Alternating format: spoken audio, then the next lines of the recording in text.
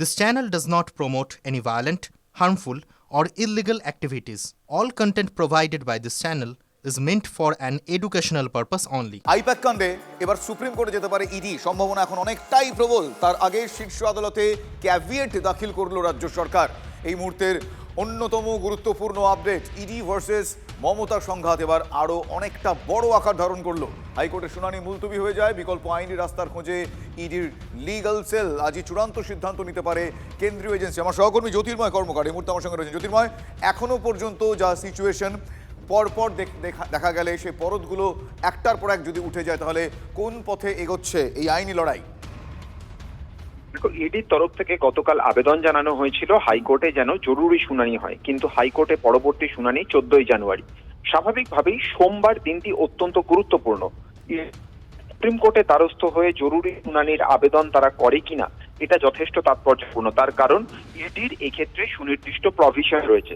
যে কোল স্ক্যামে এক্ষেত্রে মামলা হয়েছে বা তদন্ত চলছে, সেই কোল স্ক্যামে যেহেতু একাধিক রাজ্য ইনভলভ, সেক্ষেত্রে তারা সুপ্রিম কোর্টে আসতেই পারে, যদিও দিল্লি হাইকোর্টে জুরিসডিকশনের মধ্যে পড়ে। কিন্তু যেহেতু এক্ষেত্রে তারা তদন্তে বাধাপ্রাপ্ত হয়েছে, একটি কেন্দ্রীয় এজেন্সির তদন্তকে সরাসরিভাবে বিঘ্নিত করা হয়েছে, স্বাভাবিকভাবেই তারা শীর্ষ আদালতে দ্বারস্থ হতে পারে। আর ঠিক এই পর্যায়ে রাজ্য সরকারের তরফ থেকে ক্যাভিয়েট দাখিল করা হল। গতকাল মমতা বন্দ্যোপাধ্যায় তিনি বলেছেন যে তিনি তৃণমূলের চেয়ারপারসন হিসেবে সেখানে গিয়েছিলেন এবং যেখানে তদন্ত চলছিল সেখান থেকে তিনি পার্টির ফাইল, গুরুত্বপূর্ণ ডকুমেন্ট তিনি বের করে নিয়ে এসেছেন। কিন্তু সুপ্রিম কোর্টে যে ক্যাভিয়েট ফাইল করা হয়েছে, সেই ক্যাভিয়েট ফাইল করা হলো রাজ্য সরকারের তরফ থেকে। অর্থাৎ ইডির সঙ্গে সংঘাতে সরাসরিভাবে রাজ্য সরকার ইনভলভ হয়ে পড়লো। সেক্ষেত্রে রাজ্য সরকারের এক্ষেত্রে অবস্থান কি হয় সেটাও অত্যন্ত গুরুত্বপূর্ণ বিষয়। তার কারণ রাজ্যের এক পুলিশ বাহিনী তার বিরুদ্ধে অভিযোগ তুলেছে ইডি, অর্থাৎ সেখানে যারা উপস্থিত ছিল পুলিশ প্রশাসনকে কাজে লাগিয়ে মুখ্যমন্ত্রী তথ্য তুলে নিয়ে চলে গিয়েছেন, তথ্য প্রমাণ তুলে নিয়ে গিয়েছেন, এই অভিযোগ তারা করেছেন। স্বাভাবিকভাবেই এক্ষেত্রে দাঁড়িয়ে ইডি যখন সুপ্রিম কোর্টে সওয়াল করবে, তখন রাজ্য প্রশাসনের তরফ থেকে। ধন্যবাদ জ্যোতির্ময়।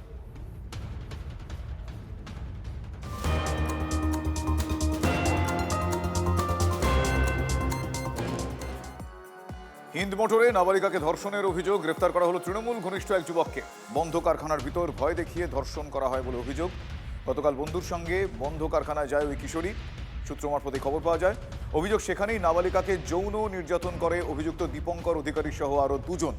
উত্তরপাড়া থানায় অভিযোগ দায়ের কিশোরীর পরিবারের। আগেও তৃণমূলের যুবনেতা পরিচয় দিয়ে দুর্নীতির চেষ্টা করে ওই যুবক। নাবালিকার স্বাস্থ্য পরীক্ষা করা হয়েছে বলে জানতে পারা যাচ্ছে।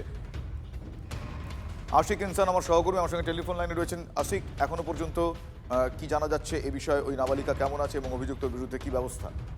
দেখুন, ইতিমধ্যেই নাবালিকার মেডিকেল টেস্ট করানো হয়েছে এবং যেমনটা পুলিশ সূত্রে আমরা জানতে পারছি যে ওই যে তৃণমূল নেতা তাকে পুলিশ গ্রেফতার করেছে এবং তার পাশাপাশি আজকে সকালবেলা ওই নাবালিকার যে বন্ধু, অর্থাৎ সেও একজন নাবালক, তাকেও কিন্তু গ্রেফতার করেছে পুলিশ। ইতিমধ্যেই কিন্তু উত্তরপাড়া থানার পুলিশ এই ঘটনায় তদন্ত শুরু করেছে এবং ওই তৃণমূল নেতার সঙ্গে যারা সেই সময় ছিল, ঘটনার সময় যারা পলাতক রয়েছে, তাদের খোঁজেও কিন্তু তল্লাশি শুরু করেছে উত্তরপাড়া থানার পুলিশ। অভিজিৎ, বেশ, এক্ষেত্রে এখনো পর্যন্ত আমি জানতে চাইবো যে এই যে অভিযোগ, যার বিরুদ্ধে এই অভিযোগ, সে তার পরিচয় সংক্রান্ত এখনো পর্যন্ত কি কি তথ্য পাওয়া যাচ্ছে একটু জানতে চাইবো। দেখো, ওই যে তৃণমূল নেতাটা, যেমনটা আমরা জানতে পারছি যে সে নিজেকে এলাকায় যুবর সহসভাপতি বলে পরিচয় দিত, কিন্তু এই যে ঘটনা, এই ঘটনায় কিন্তু সে নিজেকে আমি সেটা বুঝতে পেরেছি যে তার পরিচয় যুবনেতা, কিন্তু দলের, মানে সে যে দলের প্রতিনিধি বলে জানতে পারা যাচ্ছে এখনো পর্যন্ত, সেই দলের তো আরো স্থানীয় নেতা নেত্রীরা রয়েছেন, তারা ওকে নিয়ে কি বলছে এমন কিছু জানতে পারছো? দেখো, আমরা কথা বলেছিলাম যুব নেত্রীর সঙ্গে, হুগলি জেলা যে যুব সভানেত্রী রয়েছেন প্রিয়াঙ্কা অধিকারী, তার সঙ্গে আমরা কথা বলেছিলাম। তিনি যেটা জানাচ্ছেন যে সে শুধুমাত্র একজন কর্মী, তার সঙ্গে ছবি থাকলেই যে সে তৃণমূল নেতা এমনটা নয়, তার সঙ্গে কোনো তৃণমূলের সম্পর্ক নেই, এমনটাই। একটু আমার সঙ্গে থাকো, কিছু স্থানীয় মানুষজনের বক্তব্য এসেছে, আমি পিসিআর কে বলবো একবার শোনাতে। তারা কি বলছেন শোনা দরকার। তারা ওই সিভিক পুলিশ বা এই টাইপের কিছু বলেছে, তোরা আমি কী করছি, মানে নিজেদের সিভিক পুলিশ বলে পরিচয়। মানে এরকমই যে আমরা পুলিশে ফোন করছি, বাকি দুজন একে নিয়ে ভেতরে নিয়ে গেছে। ভেতরে কোথায় নিয়ে গেল? ওই বলছে এই সাইডে এই জঙ্গল কোয়ার্টারগুলো আছে না, বন্ধ কোয়ার্টার। হ্যাঁ ওই সব ওখানে যাবে। ওকে বসিয়ে রেখে দিয়েছে, দাঁড়া পুলিশ আসছে, ভ্যান আসছে, জানে পুলিশ আসবে, আসুক না, অসুবিধা কী আছে। এইসব করতে করতে এরকম ঘটনা, তখন এরকম ঘটনাটা ঘটে গেছে। তিনজন মিলে। মেডিকেল টেস্ট ইতিমধ্যে হয়েছে। হ্যাঁ মেডিকেল টেস্ট হয়ে গেছে, কমপ্লেন করা হয়েছে। তো মূল দোষীদের অবশ্যই শাস্তি দরকার। আর এই ঘটনা নিয়ে বিজেপি যথেষ্টই সরব হয়েছে। বিজেপি নেতা নেতৃত্ব তারা কি বলছেন শুনবো আমরা। এই সরকার, মমতা ব্যানার্জি বলেন ওনারা নাকি মহিলাদের জন্য, মহিলাদের সুরক্ষার জন্য তারা নাকি অনেক কাজ করেছে। তারা নাকি মানে সব থেকে সেফেস্ট সিটি কলকাতা এবং পশ্চিমবঙ্গ বলা হয়। সুতরাং 2-3 মাস বাকি, আর মোদী সরকার হবে। আজকে শুধু সরকার গঠন করার জন্য সরকার গঠন করা নয়, এই ইলেকশন নয়, এই যে মহিলাদের প্রতিদিন অসম্মান, অত্যাচার, এই যে কমপ্লিট বাংলার সংস্কৃতিকে শেষ করে দিয়েছেন মুখ্যমন্ত্রী, এইটাকে বাঁচানোর জন্য এই তৃণমূলকে যাওয়া দরকার। শহর তৃণমূলের ভাইস প্রেসিডেন্ট বলে আমার জানা নেই, তার কারণ আমার যেটুকু জানা আছে ও তৃণমূলের কোনো পদে নেই এবং আগেও ছিল না, এখনও নেই। এই ঘটনার সাথে যদি যুক্ত হয়ে থাকে আইনের পথে চলবে এবং কেউ যদি দোষী হয়ে থাকে আমি চাইবো তার করা থেকে করা যা শাস্তি আছে, আইনের ভাষায় যা শাস্তি আছে সেই শাস্তি সে পায়। ছবি তো অনেকে তুলতে পারে, এবার আমরা তো কেউ হাত গুনতে পারি না কার মনে ধর্ষক লুকিয়ে আছে, কার মনে খুনি লুকিয়ে আছে, সেটা আমরা হাত গুনতে পারি না। সুতরাং ছবি সবাই তুলবে, বিজ্ঞানকে উন্নত হতে হবে তাহলে, যে ঘরে ঢোকার আগে স্ক্যান করে যে কার মনে কি আছে, ততদিন বিজ্ঞান যতদিন উন্নত হয়নি, তো এরকম ছবি তো তুলতেই পারে অনেকে।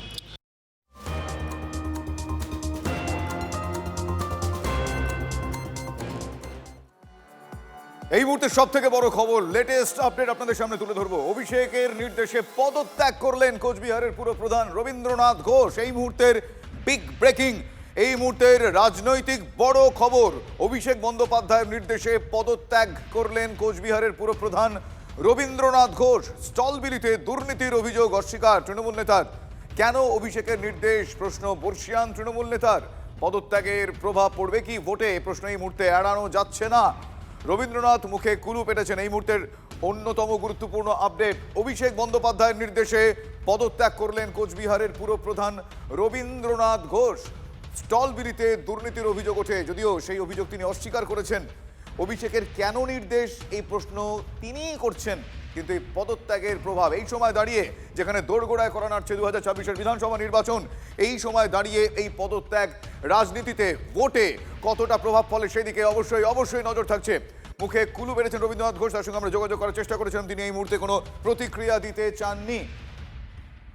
আপনাদের আরও একবার, আমার সহকর্মী সুমন কল্যাণ এই মুহূর্তে রয়েছেন। সুমন, আমি প্রথমেই জানতে চাইবো যে কিছুক্ষণ আগেও যখন তোমার সঙ্গে কথা হচ্ছিল তখন তিনি প্রতিক্রিয়া দেননি, লেটেস্ট তার কোনো প্রতিক্রিয়া পাওয়া গিয়েছে রবীন্দ্রনাথ বাবুর? দেখো, রবীন্দ্রনাথ ঘোষ এইমাত্র জানিয়েছেন যে তিনি পদত্যাগ করেছেন এবং পদত্যাগপত্র জমা দিয়েছেন, এবং তার যেটা বক্তব্য, অভিষেক বন্দ্যোপাধ্যায়ের নির্দেশে তিনি পদত্যাগ করেছেন। তার প্রথম থেকেই বক্তব্য ছিল যে এর আগেও তিনি জানিয়েছিলেন যে দলের নেতৃত্ব যদি তাকে বলে পদত্যাগ করার কথা তবে তিনি পদত্যাগ করবেন। এই নিয়ে কিন্তু বেশ জলঘোলা চলছিল কোচবিহারে, এবং আজকে সকালে তিনি কিন্তু চলে যান এসডি অর্থাৎ সদর মহকুমা দপ্তরের যিনি আধিকারিক রয়েছেন তার বাড়িতে। সম্ভবত সেখানেই তার হাতে পদত্যাগপত্র তুলে দেন, এবং যেটা সূত্র মারফত আমরা জানতে পারছি গতকালকেই অভিষেক বন্দ্যোপাধ্যায়ের সঙ্গে তার কথা হয়, বিভিন্ন বিষয়ে কথাবার্তা হয়েছে, তারপরেই কিন্তু তিনি সিদ্ধান্ত নেন যে তিনি পদত্যাগ করবেন। আর এর আগে জেলা সভাপতি অভিজিৎ দেব ভৌমিক তিনি তাকে একটা মেসেজ পাঠিয়ে পদত্যাগ করার কথা বলেছিলেন, কিন্তু সেই মেসেজের বেসিসে তিনি কিন্তু পদত্যাগ করতে রাজি হননি। তিনি স্পষ্টতই বলেছিলেন। একটু তোমার সঙ্গে রাখছি সুমন কল্যাণ, একটু তোমায় থামালাম। রবীন্দ্রনাথ ঘোষ কি বলেছেন সেইটা আমাদের কাছে এসে পৌঁছেছে, দর্শকদের এই মুহূর্তে সেইটা শোনাবো, টাটকা সেই বাইট। হ্যাঁ, করে দিয়েছি। অভিষেক ব্যানার্জি নির্দেশ দিয়েছে, দলের অনুগত সৈনিক আমি, না কোনো দুর্নীতির অভিযোগ নেই। তো বোর্ড মিটিং এর রেজলিউশন অনুযায়ী ওরা স্টল বন্টন, মানে আমরা তো স্যালামি নিয়ে দিই, যেটাই খালি হয় স্যালামি নিয়ে দেয়, যে স্যালামি ঠিক করা যায় সেই স্যালামি নেই আমরা করেছি। জানি না কেন বলা হলো, অনেকদিন থেকেই বলা হচ্ছিল। আমি আবারও যাব সুমন কল্যাণের কাছে। সুমন কল্যাণ, তিনি লাস্ট যে বাক্যটা ব্যবহার করলেন যে জানি না কেন বলা হলো, স্টল বন্টন নিয়ে যেই দুর্নীতি সেটা তিনি অস্বীকার করলেন ঠিকই, পাশাপাশি আরো একটা অত্যন্ত গুরুত্বপূর্ণ কথা তিনি বললেন যে অনেক দিন ধরেই বলা হচ্ছে, তার মানে দিনের পর দিন বলার পর এবার বলাটা তিনি অস্বীকার করলেন না, তাও আর ভোটের প্রাক্কালে। ভোটে তো প্রভাব পড়তেই বাধ্য। এই বিষয়ে কি জানা যাচ্ছে, অনেকদিন ধরে কেন বলা হচ্ছে, কি জানতে পারছো আর সূত্র মারফত? একেবারে দেখো, কিছুদিন আগে জেলা সভাপতি তাকে মেসেজ করেছিলেন পদত্যাগ করার জন্য, তিনি কিন্তু পদত্যাগ করতে রাজি হননি। কি কারণ দেখিয়ে বলা হয়েছিল? সেই ব্যাপারে কিন্তু কোন রকম কোনো তথ্য নেই। ঠিক করা হয়েছিল যে পরিবর্তন করা হবে এখানকার চেয়ারম্যানকে, কয়েকটি পৌরসভার চেয়ারম্যানকে পরিবর্তনের কথা ছিল, কয়েক জায়গায় হয়েওছে, কিছু জায়গায় হয়নি। কুচবিহার এমন একটা জায়গা যেখানে কিন্তু হলদিবাড়ি এবং কুচবিহার পৌরসভা এই দুই জায়গায় পরিবর্তনের কথা বলা ছিল, কিন্তু দুই জায়গার এক জায়গাতেও কিন্তু পরিবর্তন হয়নি। তার স্পষ্ট বক্তব্য ছিল পুরপ্রধান নিয়োগ করে দিলে দলের রাজ্য নেতারা এবং মমতা বন্দ্যোপাধ্যায়। সুমন কল্যাণ, আরো একবার তোমাকে থামাচ্ছি, আমি আবারও তোমার কাছে আসবো, আমি ডিটেল জানবো, কিন্তু কিছু প্রতিক্রিয়া এই মুহূর্তে নেওয়ার প্রয়োজনীয়তা রয়েছে। এই মুহূর্তে আমার সঙ্গে বিজেপি বিধায়ক শঙ্কর ঘোষ রয়েছেন।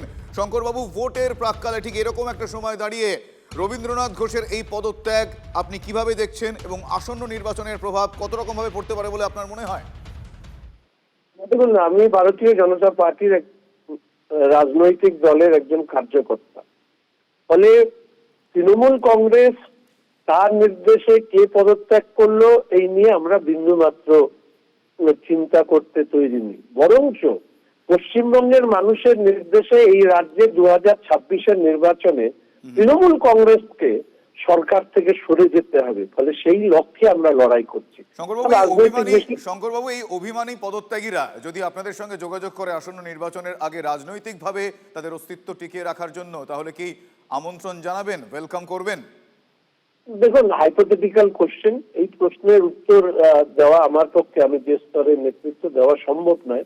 তবে ঘটনাচক্রে 2011 সালের পরে এসে যেভাবে, আমি এর আগেও বলেছি, কোট মাই ওয়ার্ড, রাজনীতি মানে ব্যবসা, এটা অভিষেক রাজ্যের মানুষকে বোঝাতে সক্ষম হয়েছে, তৃণমূল দলের কর্মী নেতাদেরকে বোঝাতে সক্ষম হয়েছে। আর রবীন্দ্রনাথ ঘোষ বাবুরা তারা পুরনো দিনের তৃণমূল কংগ্রেসের তারা নেতা কর্মী, ফলে এই ধরনের নেতা কর্মীদের কি প্রতিক্রিয়া দলের প্রতি হবে সেটা তারাই ঠিক করবে।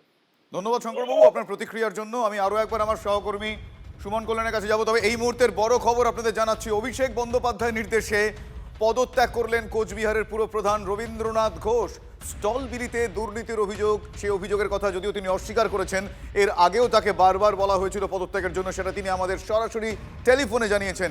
কেন অভিষেকের নির্দেশ, সেই প্রশ্ন বর্ষিয়ার নেতা তুলেছেন। আপনাদের কিছুক্ষণ আগেই সেই টেলিফোনের তার সেই বক্তব্য আমরা শোনালাম। তিনি স্পষ্ট বলছেন যে কেন তাকে এই নির্দেশ দেওয়া হলো তিনি জানেন না, এর আগেও বারবার তাকে এই নির্দেশ দেওয়া হয়েছে, কিন্তু এবার তিনি পদত্যাগের সিদ্ধান্ত নিয়েই ফেলেছেন, পদত্যাগপত্র তিনি জমাও দিয়ে দিয়েছেন।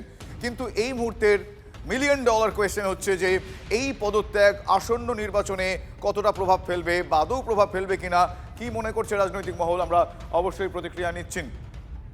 এই মুহূর্তে তৃণমূল কংগ্রেস নেতা পার্থ প্রতিম রায় আমার সঙ্গে টেলিফোন লাইনে রয়েছেন। পার্থ প্রতিম বাবু, আপনার কাছে আমি জানতে চাইবো যে এই সময় দাঁড়িয়ে এই পদত্যাগের সিদ্ধান্ত, এই ধরনের বক্তব্য আসন্ন ভোটে কতটা প্রভাব ফেলতে পারে, আদৌ ফেলবে কিনা, আপনার কি মনে হয়?